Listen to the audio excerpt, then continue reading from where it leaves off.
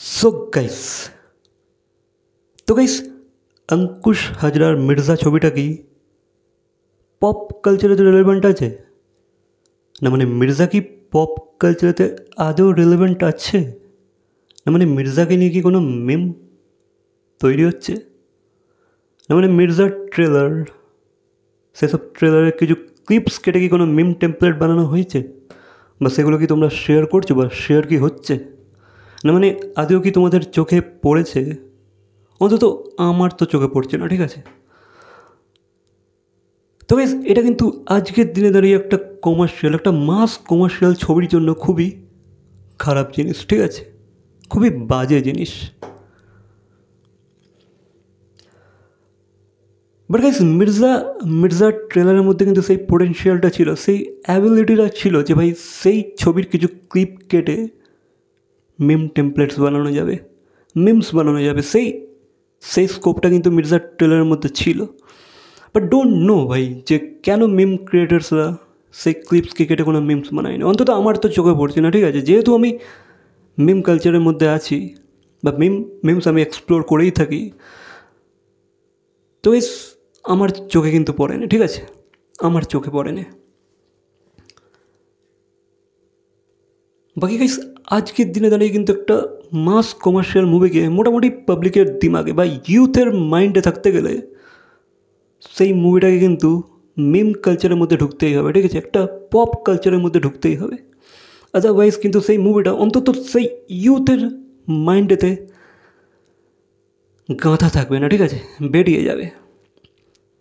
তাদের মাইন্ডে বসে যেতে হলে ভাই তোমাকে মিম কালচারের মধ্যে ঢুকতেই হবে, যেন তোমার সেই ট্রেলার বা তোমার ছবিকে নিয়ে যেন মিম টেমপ্লেটস তৈরি হয়, যেন সেই মিমগুলো তারা শেয়ার করে, তারা যেন লাইক করে, তারা যেন এক্সপ্লোর করে তাদের ফিডেতে।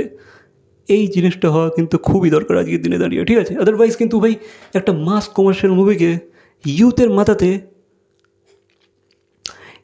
মাইন্ডেতে ঢোকানো ইম্পসিবল, তারা কিন্তু ভুলে যাবে। ঠিক আছে, সে তোমার মুভিকে তোমরা অন্য ওয়েসে যতই প্রমোশন করো কি না করো আর নাই করো, এটা তো কোনো এক্সট্রাঅর্ডিনারি কিছু মুভি না। তো গাইস এই মুভির ক্ষেত্রে কিন্তু তুমি যতই প্রমোশন করো না করো, মিম কালচারের মধ্যে কিন্তু তোমাকে রেলেভেন্ট থাকতেই হবে। ঠিক আছে, একটা পপ কালচারে তোমাকে রেলেভেন্ট থাকতেই হবে।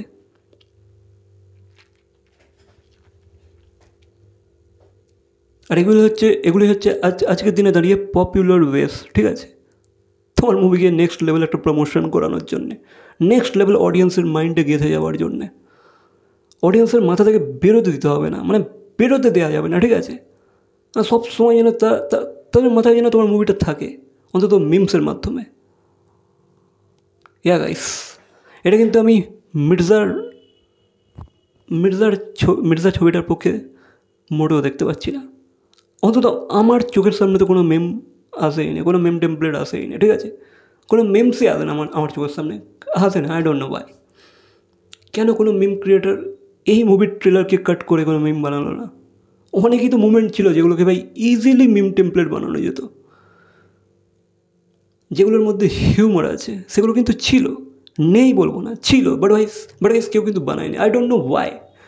এবার কারণ তো অনেক কিছু হতে পারে, বাকি আই ডোন্ট নো। বাকি গাইস কিছু প্রিভিয়াস মুভি তোমরা দেখেছো যে ভাই বলিউডে বা কিছু আমাদের টলিউডের কথাই বলি, আমাদের বাংলাতে কিছু ক্লাসি মুভি যেগুলোর উপরে কিন্তু মিম বানানোর পরে কিন্তু সেই মুভির প্রমোশনটা নেক্সট লেভেল হয়েছিল আর বিজনেসও মোটামুটি করেছিল। ঠিক আছে, ডিসেন্ট মুভি হিসাবে কিন্তু ডিসেন্ট বিজনেস করেছিল।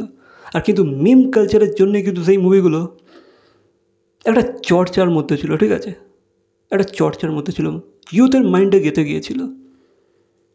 সেটা কিন্তু পুরো ক্রেডিটটা মিমসের ওপরে যায়। বলিউডেই তোমরা দেখো না, জওয়ান, পাঠান, কেজিএফ, এই মুভিগুলোকে তোমরা তুলে দেখেই নাও না যে ভাই কী লেভেলে এই মুভিগুলোর ক্লিপস কেটে কেটে বা ফটোতে মিম টেমপ্লেট বানানো হয়েছিল বা মিমস বানানো হয়েছিল। তোমরা জাস্ট একটু ভেবে দেখো, চিন্তা করে দেখো, তোমরা কি মির্জার ক্ষেত্রে এটা দেখতে পেয়েছো বা নোটিস করেছো? And the answer is no, মোটেও না।